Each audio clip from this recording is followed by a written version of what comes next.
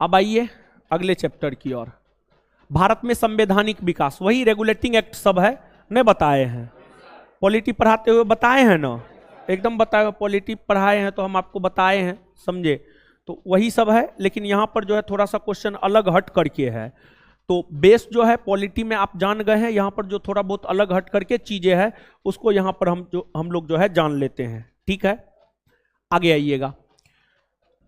Regulating act 1773 के तहत बंगाल में एक प्रशासक मंडल बनाया गया जिसमें गवर्नर जनरल तथा 4 सदस्यों को नियुक्त किया गया। निम्नलिखित में से कौन सदस्य नहीं थे? विलियम वुड नहीं थे, विलियम वुड नहीं थे। देखिए, रेगुलेटिंग एक्ट 1773 के तहत बंगाल में जो एक प्रशासक मंडल बनाया गया जिसमें गवर्नर जनरल तथा 4 सदस्यों को नियुक्त किया गया था। तो गवर्नर जनरल तो वारेन हेस्टिंग्स थे, तो एगो तो वारेन हेस्टिंग्स थे, समझ गए। उसके बाद 4 सदस्य जिसको नियुक्त किया गया था उसमें क्लेवरिंग था, बारबेल था, मानसेन था, और चौथा सदस्य था फिलिप फ्रांसिस। चौथा सदस्य था फिलिप फ्रांसिस। फिलिप फ्रांसिस चौथा सदस्य था, ना कि विलियम वुड, ना कि विलियम वुड था। तो आंसर हो जाएगा आपको विलियम वुड चौथा सदस्य नहीं था, बल्कि चौथा सदस्य था आपको फिलिप फ्रांसिस। रेगुलेटिंग एक्ट 1773 के अंतर्गत कोर्ट ऑफ डायरेक्टर के संबंध में निम्नलिखित में से कौन सी प्रमुख विशेषता या विशेषताएं हैं? अब 4 वर्ष के लिए चुना जाएगा, इनकी संख्या बढ़ाकर 24 कर दी गई। इसमें 1/4 सदस्य यानी 6 सदस्य प्रतिवर्ष अवकाश प्राप्त करेंगे। कौन सा सही है? इसमें जो है सब के सब जो है आपको सही है। आंसर हो जाएगा डी, 1, 2 और 3।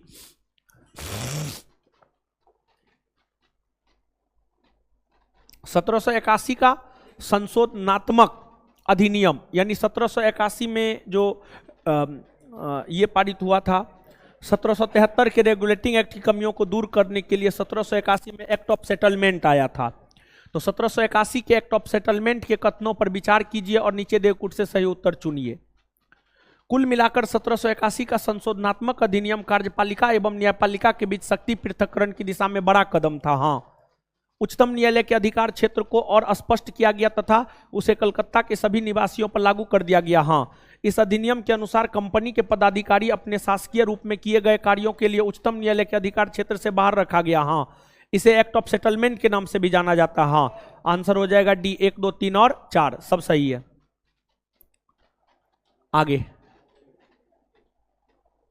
आगे है आपको निम्नलिखित में से कौन सा कथन पिट्स इंडिया एक्ट के विषय में सही है?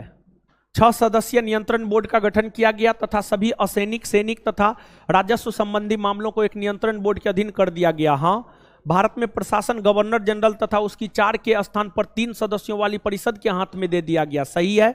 बंगाल प्रेसिडेंसी की पद्धति के आधार पर मंगलौर तथा मद्रास की परिषद का गठन किया गया तथा और बंगाल को उनके अधीक्षण का भी अधिकार दे दिया गया। नहीं, मंगलौर नहीं बल्कि यहां पर होगा मुंबई। मुंबई बंगाल प्रेसिडेंसी के पद्धति के आधार पर मुंबई तथा मद्रास की परिषद का गठन किया गया और बंगाल को उनके अधीक्षण के अधिकार में दे दिया गया। यह गलत है। बोर्ड ऑफ कंट्रोलर का अध्यक्ष ब्रिटिश मंत्रिमंडल का सदस्य होता था। हाँ, आंसर हो जाएगा सी, 1, 2 और 4।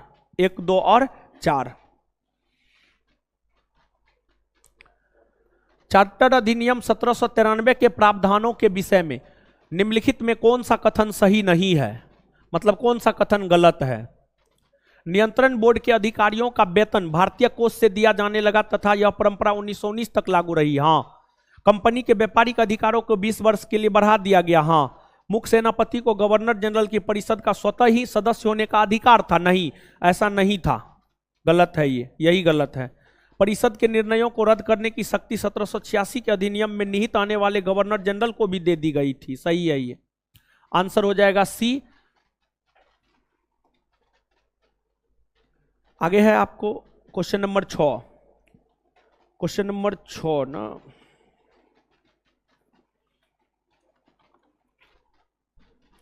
आगे आ जाइएगा। चार्टर अधिनियम 1813 की प्रमुख विशेषताओं पर विचार कीजिए। निम्नलिखित कूटों के आधार पर सही उत्तर चुनिए। अंग्रेजी साम्राज्य की संवैधानिक स्थिति को पहली बार स्पष्ट किया, व्यापारिक लेन देन तथा राजस्व खातों को अलग कर दिया। हाँ, सही है ये। इस एक्ट में 1 लाख प्रतिवर्ष साहित्य के प्रोत्साहन व पुनरुत्थान, विज्ञान की उन्नति तथा शिक्षा पर खर्च हेतु प्रावधान किया गया था। एकदम सही है। भारतीय व्यापार को सभी यूरोपीय व्यापारियों के लिए खोल दिया गया। हाँ, आंसर हो जाएगा 1, 2 और 3 सब सही है। चार्टर अधिनियम 1833 की विशेषताओं पर विचार कीजिए और नीचे दिए कुछ से सही उत्तर का चुनाव कीजिए। इस अधिनियम द्वारा विधान बनाने के लिए गवर्नर जनरल की 3 सदस्यीय कार्यकारिणी में एक अतिरिक्त कानूनी सदस्य को चौथे सदस्य के रूप में चुना गया। हाँ, भारतीय कानूनों को संचित, संहिताबद्ध एवं सुधारने की भावना से भारतीय विधि आयोग की स्थापना की गई 1834 में। सही है। इस एक्ट के तहत दास प्रथा को समाप्त करने की अनुमति मिली। हाँ, मिली थी, लेकिन दास प्रथा समाप्त हुआ 1843 में। आंसर हो जाएगा डी, 1, 2 और 3। चार्टर अधिनियम 1853 के संदर्भ में कौन सा कथन गलत है? गलत कौन है? इस अधिनियम में स्पष्ट कर दिया गया था कि यदि संसद चाहे तो वह कंपनी से प्रशासन अपने हाथ में ले सकती है। सही है ये। इस एक्ट के तहत डायरेक्टरों की संख्या 24 से घटाकर 18 कर दी गई, जिसमें 24 से घटाकर 16 कर दी गई, जिसमें 8 क्राउन द्वारा मनोनीत किए जाने थे। 24 से घटाकर 16 नहीं बल्कि 18 किया गया, जिसमें 6 क्राउन द्वारा मनोनीत नहीं होने, 8 क्राउन द्वारा मनोनीत नहीं होने थे बल्कि 6 क्राउन द्वारा मनोनीत होने थे, बल्कि 6 क्राउन द्वारा मनोनीत होने थे। तो इस एक्ट के तहत डायरेक्टरों की संख्या 24 से घटाकर 16 नहीं बल्कि 18 किया गया। 16 नहीं बल्कि 18 किया गया, जिसमें 8 क्राउन द्वारा मनोनीत नहीं होने थे बल्कि 6 क्राउन द्वारा मनोनीत होने थे। यही स्टेटमेंट गलत है और गलत को ही चुनना था, मतलब आंसर हो जाएगा बी। भारत शासन अधिनियम 1858 के विषय में कौन गलत है? कौन गलत है? इस अधिनियम के तहत ईस्ट इंडिया कंपनी का शासन समाप्त कर दिया गया। हाँ, ईस्ट इंडिया कंपनी का शासन समाप्त कर दिया गया और भारत में प्रत्यक्ष तौर पर ब्रिटिश क्राउन या ब्रिटिश ताज के शासन की स्थापना की गई। कोर्ट ऑफ डायरेक्टर तथा बोर्ड ऑफ कंट्रोलर को समाप्त कर उनके समस्त अधिकार एक 15 सदस्यीय परिषद को सौंप दिया गया था। हाँ, सही बात है। Board of director, board of controller को समाप्त कर सभी शक्ति जो है एक 15 सदस्यीय परिषद को सौंप दिया गया था। अनुबंधित जनपद सेवा में नियुक्तियां खुली प्रतियोगिता द्वारा की जाने लगी। हाँ, सही है। तो कोई भी गलत नहीं है। आंसर हो जाएगा इनमें से कोई नहीं, इनमें से कोई नहीं। भारतीय परिषद अधिनियम 1861 के विषय में निम्नलिखित वाक्यों में कौन गलत है? कानून बनाने के लिए कार्यकारिणी परिषद में न्यूनतम 6 माहब तथा अधिकतम 12 सदस्यों को वायसराय मनोनीत कर सकता था। 6 माहब, न्यूनतम 6 तथा अधिकतम 12। माहब शब्द को हटाइए। न्यूनतम 6 तथा अधिकतम 12 सदस्यों को वायसराय मनोनीत कर सकता था। सही है ये। गवर्नर जनरल को संकटकालीन स्थिति में विधान परिषद की अनुमति के बिना अध्यादेश जारी करने की अनुमति मिली। सही है। वायसराय की कार्यकारिणी परिषद का विस्तार किया गया, इसमें एक 5वां सदस्य शामिल किया गया जो विधिवेता होता था। सही है। कार्यकारिणी परिषद का कार्यकाल 5 वर्ष का होता था। नहीं, 5 वर्ष का नहीं बल्कि 2 वर्ष का होता था। 2 वर्ष का होता था। यही गलत है, गलत को ही चुनना था। आंसर हो जाएगा डी नंबर। भारत परिषद अधिनियम 1892 के संदर्भ में निम्नलिखित कथनों पर विचार कीजिए। भारत परिषद अधिनियम 1892 के संबंध में निम्नलिखित कथनों पर विचार कीजिए और उपर्युक्त में से कौन सा कथन गलत है? गलत को चुनना है। इस एक्ट में केवल भारतीय विधान परिषदों की शक्तियों, कार्य तथा संरचना का उल्लेख किया गया था। सही है। केंद्रीय विधान परिषद के संदर्भ में न्यूनतम 10 तथा अधिकतम 16 सदस्य निर्धारित किए गए। सही है। इस एक्ट के तहत निर्वाचन पद्धति की शुरुआत की गई, हालांकि इसमें निर्वाचन शब्द का प्रयोग नहीं था। सही है। निर्वाचन की पद्धति प्रत्यक्ष थी। नहीं, निर्वाचन की पद्धति प्रत्यक्ष नहीं थी बल्कि अप्रत्यक्ष थी, बल्कि अप्रत्यक्ष थी। यही गलत है। आंसर हो जाएगा केवल 4, केवल 4, केवल 4। भारतीय परिषद अधिनियम 1909 मार्ले मिंटो सुधार के संबंध में कौन सा विकल्प सही है? सर्वोच्च विधान परिषद की सदस्यों की संख्या 69 कर दी गई, जिनमें 37 शासकीय एवं 32 गैर शासकीय सदस्य थे। सही है। बजट पर बहस के साथ पूरक प्रश्न पूछने का अधिकार दिया गया। हाँ, आंसर हो जाएगा ए, 1 और 2 दोनों। भारत परिषद अधिनियम 1909 मार्ले मिंटो सुधार अधिनियम को निम्नलिखित में से किसने कहा है? इस एक्ट ने भारत में उभरते प्रजातंत्र का गला ही घोंट दिया। यह बात कहा है आपको के.एम. मुंशी ने, के.एम. मुंशी ने कहा है। किसने भारतीय परिषद अधिनियम 1909 को सर्वनाश करने वाला एक्ट कहा है? महात्मा गांधी ने। किस अधिनियम को हितैषी निरंकुशवाद की संज्ञा दी जाती है? भारत परिषद अधिनियम 1909 को। 16, निम्नलिखित कथनों पर विचार कीजिए, निम्नलिखित कथनों पर विचार कीजिए। समझ गए? इस अधिनियम अर्थात भारत शासन अधिनियम 1919 में पहली बार उत्तरदायी शासन जैसे शब्दों का प्रयोग किया गया था। हाँ, इसने मॉन्टेग्यू चेम्सफोर्ड सुधार भी कहा जाता है। मॉन्टेग्यू भारत के भारत सचिव थे, जबकि चेम्सफोर्ड भारत के वायसराय। एकदम सही है। इसके तहत लोक सेवा आयोग के गठन का प्रावधान किया गया था और ली कमीशन की सिफारिश के आधार पर 13 अक्टूबर 1926 को लोक सेवा का गठन किया गया। सही है। केंद्रीय विधान परिषद में सदस्यों की संख्या 144 थी। केंद्रीय विधान सभा के सदस्यों का कार्यकाल 5 वर्ष का होता था, नहीं 3 वर्ष का होता था। 5 वर्ष नहीं बल्कि 3 वर्ष। कौन सा सही है? 1, 2 और 3। फेडरल लोक सेवा आयोग कब अस्तित्व में आया? फेडरल लोक सेवा आयोग 1 अप्रैल 1937 को अस्तित्व में आया। 1 अप्रैल 1937। निम्नलिखित अधिनियमों में से किस अधिनियम के फलस्वरूप वर्मा भारत से अलग हो गया? Government of India act 1935। Government of India act 1935। 1935 के अधिनियम के संदर्भ में किसने कहा था, मुझे इस आरोप के संबंध में कोई क्षमा नहीं मांगनी है कि संविधान के प्रारूप से गवर्नमेंट ऑफ इंडिया एक्ट 1935 के एक बड़े भाग को पुनः उत्पादित कर दिया गया है? डॉक्टर भीमराव अंबेडकर ने कहा है। भारत के संविधान में केंद्र और राज्यों के बीच किया गया शक्तियों का विभाजन इनमें से किसमें उल्लिखित योजना पर आधारित है? मॉन्टेग्यू चेम्सफोर्ड सुधार अधिनियम 1919। मॉन्टेग्यू चेम्सफोर्ड सुधार अधिनियम 1919। नहीं जी, 1935 होगा। हाँ, 1935 होगा। भारत शासन अधिनियम 1935। 1935 के अधिनियम द्वारा स्थापित संघ में अवशेष शक्तियां किसको दी गई? गवर्नर जनरल को। गवर्नर जनरल को दी गई थी। Governor general. किस एक्ट के द्वारा विधानमंडल में महिलाओं के लिए आरक्षण का प्रावधान किया गया? 1919। 1919। 1919। किस अधिनियम के तहत सिंध बॉम्बे से पृथक कर तथा उड़ीसा बिहार से पृथक कर 2 नए प्रांत का गठन किया गया? भारत शासन अधिनियम 1935। किस अधिनियम के बारे में जवाहरलाल नेहरू ने कहा था कि हमें एक ऐसी कार दी गई है जिसमें ब्रेक तो है पर इंजन नहीं है तथा दास्ता का अधिकार पत्र कहा? 1935। भारत सचिव मार्ले ने मिंटो को लिखा कि पृथक निर्वाचक मंडल स्थापित करके हम नाक के दांत बो रहे हैं, इसका भीषण फल होगा। यह बात कहा गया है भारत शासन अधिनियम 1919 को लेकर के है। 1919। 1909 भारत शासन अधिनियम 1909। अरे मारे सही है, बोले गलत है महाराज। भारत शासन अधिनियम 1909। निम्नलिखित में से किस व्यक्ति ने भारत शासन अधिनियम 1935 के संदर्भ में कहा, इस एक्ट को पूर्णतया सड़ा हुआ तथा मूल रूप से बुरा कहकर पूर्णतया अस्वीकृत कर दिया? मोहम्मद अली जिन्ना ने 1935 के भारत शासन अधिनियम को कहा यह पूर्णतः सड़ा हुआ है। 1935 का भारत शासन अधिनियम जुलाई 1936 से लागू हुआ और इसके प्रावधानों के आधार पर 1937 में चुनाव हुए। कांग्रेस कितने प्रांतों में सरकार का गठन किया? 8 प्रांत में।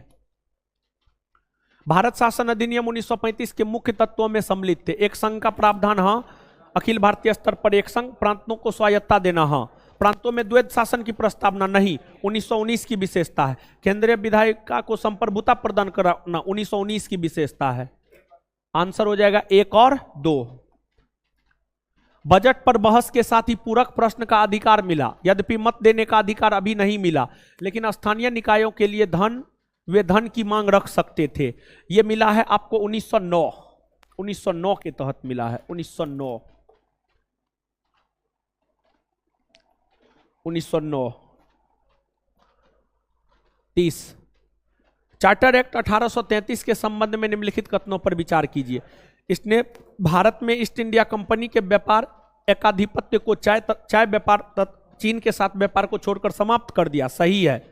इसने कंपनी द्वारा अधिकार में लिए गए भारतीय राज्य क्षेत्रों पर ब्रिटिश राज की संप्रभुता को सुदृढ़ किया। हाँ, भारत का राजस्व ब्रिटिश संसद के नियंत्रण में आ गया? नहीं, 1858 के बाद आया था। 1 और 2।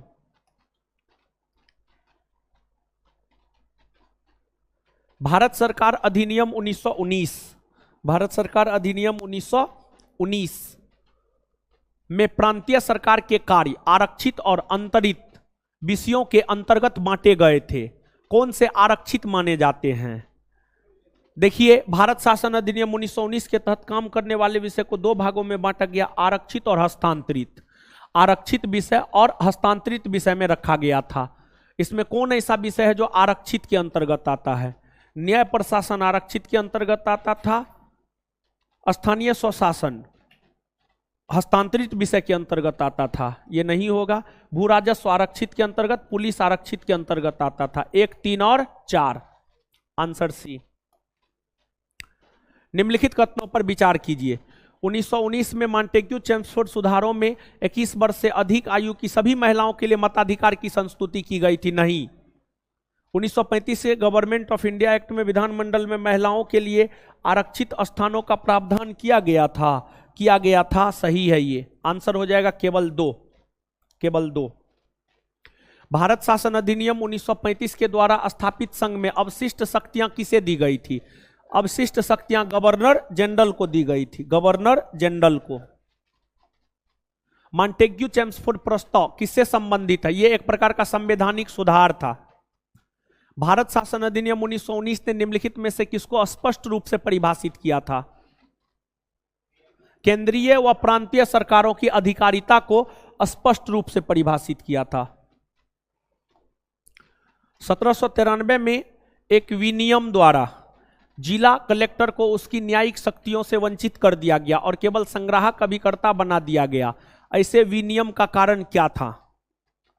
ऐसे विनियम का कारण था लॉर्ड कॉर्नवालिस जिला कलेक्टर में संकेंद्रित इतनी विस्तृत शक्ति से सतर्क हो गया था और महसूस करता था कि एक व्यक्ति में इतनी परम शक्ति होनी अवांछनीय है।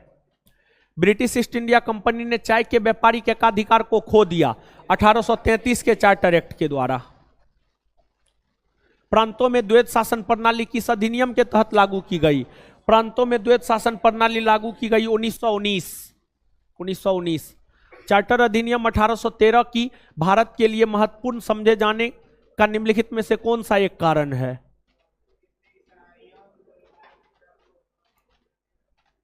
भारत की शिक्षा के लिए वित्तीय प्रावधान किया गया, इसलिए जो है ये भारत के लिए महत्वपूर्ण है। भारतीय व्यापार में ईस्ट इंडिया कंपनी का एकाधिकार समाप्त किया गया 1813 में।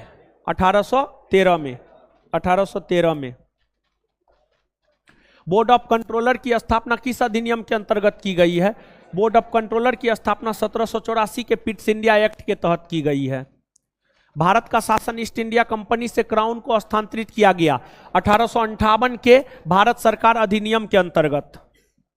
निम्न में से किस अधिनियम ने भारत में पृथक निर्वाचक मंडल को आरंभ किया है?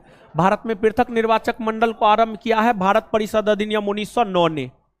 ब्रिटिश शासनकाल में संविधान के विकास में कौन सा कानून ऐतिहासिक नहीं था? Protection of Civil Rights Act 1955। Regulating Act कब पारित हुआ है? रेगुलेटिंग एक्ट 1773 में पारित हुआ है, 1773। निम्न में से किसके अंतर्गत भारत में सर्वप्रथम सर्वोच्च न्यायालय की स्थापना की गई? कलकत्ता में सर्वोच्च न्यायालय की स्थापना हुई रेगुलेटिंग एक्ट 1773 के तहत। नियंत्रण परिषद की स्थापना, सर्वोच्च न्यायालय की स्थापना, नियंत्रण परिषद की स्थापना यानी बोर्ड ऑफ कंट्रोलर की स्थापना। बोर्ड ऑफ कंट्रोलर की स्थापना हुई है 1784 के पिट्स इंडिया एक्ट। सर्वोच्च न्यायालय की स्थापना नियामक अधिनियम 1773, रेगुलेटिंग एक्ट 1773। ईसाई मिशनरियों को भारत में कार्य करने की अनुमति 1813। गवर्नर जनरल परिषद में कानूनी सदस्य की नियुक्ति चार्टर अधिनियम 1833। 2, 1, 3, 4, आंसर बी। निम्नांकित में से किस एक्ट द्वारा भारत के गवर्नर जनरल को अध्यादेश जारी करने की शक्ति दी गई? 1861 का Indian Council Act. Montagu Chelmsford की रिपोर्ट भारत शासन अधिनियम 1919 का आधार बनी है। बंबई, मद्रास और कलकत्ता में उच्च न्यायालय का गठन कब हुआ? 1862। निम्न में से भारत शासन अधिनियम 1919 के बारे में असत्य कथन को चुनिए। यह अधिनियम मार्ले मिंटो सुधार अधिनियम के नाम से जाना जाता है, यही गलत है, यही उत्तर हो जाएगा। इसे मॉन्टेग्यू चेम्सफोर्ड सुधार अधिनियम के नाम से जाना जाता है, ना कि मार्ले मिंटो सुधार अधिनियम। 1909 को मार्ले मिंटो सुधार अधिनियम के नाम से जाना जाता है। किसने भारत शासन अधिनियम 1935 को गुलामी का अधिकार पत्र कहा? जवाहरलाल नेहरू ने। ईस्ट इंडिया कंपनी द्वारा स्थापित उच्चतम न्यायालय के प्रथम मुख्य न्यायाधीश एलिजाह इम्पे, यानी कलकत्ता उच्च न्यायालय के प्रथम मुख्य न्यायाधीश को नहीं, ये बात आपसे पूछा जा रहा है, एलिजाह इम्पे। निम्नलिखित में से किस अधिनियम के तहत लॉर्ड कॉर्नवालिस को अपनी काउंसिल के फैसले को रद्द करने का अधिकार दिया गया? 1786 का अमेंडमेंट एक्ट, 1786 का अमेंडमेंट एक्ट के तहत, 1786 के अमेंडमेंट एक्ट के तहत। हाँ, नेक्स्ट, लोक सेवाओं की परीक्षा इंग्लैंड तथा भारत में एक साथ करने की संस्तुति किसके द्वारा की गई थी? मॉन्टेग्यू चेम्सफोर्ड रिपोर्ट द्वारा। नागरिक सेवाओं के लिए प्रतियोगिता परीक्षा प्रणाली सिद्धांत को कब स्वीकार किया गया? 1853 में, 1853 में। जो मारना है मारिए। निम्नलिखित में से किस कानून ने पहली बार भारत में एक क्रियाशील विधान परिषद का सृजन किया? 1853 का चार्टर एक्ट। किस वर्ष से ब्रिटिश सरकार अंतिम रूप से भारत एवं इंग्लैंड में एक ही समय साथ साथ इंडियन सिविल सर्विसेज की परीक्षा आयोजित करने हेतु सहमत हुई? 1922। भारतीय सिविल सेवा के संदर्भ में निम्नलिखित कथनों में कौन से कथन सत्य हैं? भारत सरकार अधिनियम 1919 में भारतीय सिविल सेवा के लिए अलग परीक्षा का प्रावधान किया गया जो भारत में होनी थी। हाँ, भारतीय सिविल सेवा में 1941 में भारतीयों का प्रतिशत यूरोप वासियों से अधिक था। यह भी सही है, ये भी सही है, दोनों सही है। आंसर हो जाएगा 1 और 2 दोनों। किस वर्ष वर्तमान उत्तर प्रदेश का प्राय संपूर्ण क्षेत्र बंगाल प्रेसिडेंसी से अलग करके आगरा प्रेसिडेंसी के अधीन कर दिया गया? 1834, 1834, 1834।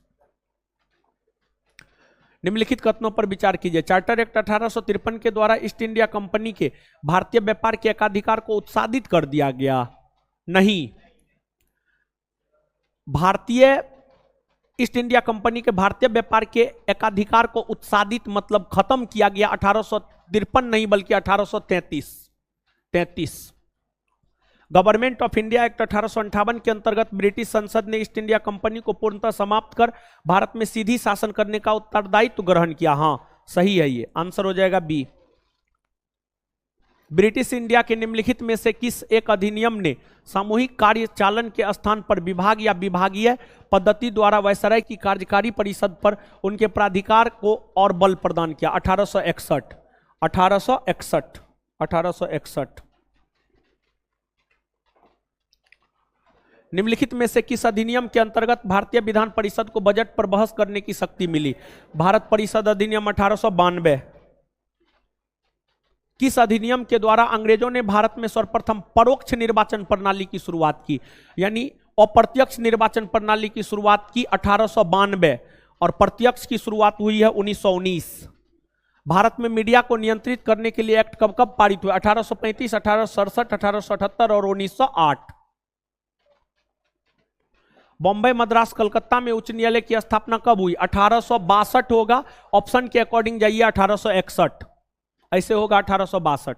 भारत में ब्रिटेन के सभी संवैधानिक प्रयोगों में सबसे कम समय तक चला? 1909 का इंडियन काउंसिल एक्ट। 20 अगस्त 1917 के सुधारों की घोषणा को जाना जाता है? मॉन्टेग्यू घोषणा के नाम से जाना जाता है। मॉन्टेग्यू घोषणा, मॉन्टेग्यू घोषणा के नाम से जाना जाता है, मॉन्टेग्यू घोषणा। द्वैध शासन का जनक सर लियोनस कर्टियस। 1919 में जब मॉन्टेग्यू चेम्सफोर्ड अधिनियम पास हुआ था तब इंग्लैंड के प्रधानमंत्री कौन थे? Lloyd George, Lloyd George. भारतीय इतिहास के संदर्भ में द्वैध शासन सिद्धांत किसे निर्दिष्ट करता है? प्रांतों में प्रत्यायोजित विषयों का 2 वर्गों में विभाजन। भारत सरकार अधिनियम 1919 ने निम्नलिखित में से किसको स्पष्ट रूप से परिभाषित किया? 1919 ने केंद्रीय एवं प्रांतीय सरकारों की अधिकारिता, केंद्रीय एवं प्रांतीय सरकारों की अधिकारिता को स्पष्ट रूप से जो है आपको परिभाषित किया। नेक्स्ट, भारतीय उच्चायुक्त के पद का सृजन किस अधिनियम के द्वारा किया गया है? भारत सरकार अधिनियम 1919, भारत सरकार अधिनियम 1919। 1935 के भारत सरकार अधिनियम की कुछ विशेषताएं थी। गवर्नरी प्रांतों में द्वैध शासन की समाप्ति। हाँ, गवर्नरों को विधायी क्रियाओं में निषेध, वीटो की शक्ति तथा स्वयं द्वारा विधि बनाना। हाँ, सांप्रदायिक प्रतिनिधित्व के नियम की समाप्ति नहीं। बी, 1 और 2। 1935 के भारत सरकार अधिनियम की निम्नलिखित में से कौन सा एक विशिष्ट युक्त नहीं है? केंद्र में साथ ही राज्यों में द्वैत शासन नहीं। केंद्र में द्वैत शासन, राज्य में द्वैत शासन को समाप्त कर दिया गया था। दोनों जगह द्वैत शासन नहीं, यही नहीं है। 1935 के भारत अधिनियम द्वारा प्रस्तावित फेडरल यूनियन में राजसी को शामिल करने के पीछे अंग्रेजों की असली मंशा क्या थी? अंग्रेजों की असली मंशा क्या थी? अंग्रेजों की असली मंशा थी राष्ट्रवादी नेताओं के साम्राज्यवाद विरोधी सिद्धांतों को व्यर्थ करने के लिए राजाओं का इस्तेमाल करना। भारतीय राष्ट्रीय कांग्रेस ने अपने किस अधिवेशन में भारत सरकार अधिनियम 1935 को अस्वीकार दिया था? लखनऊ अधिवेशन 1936 में।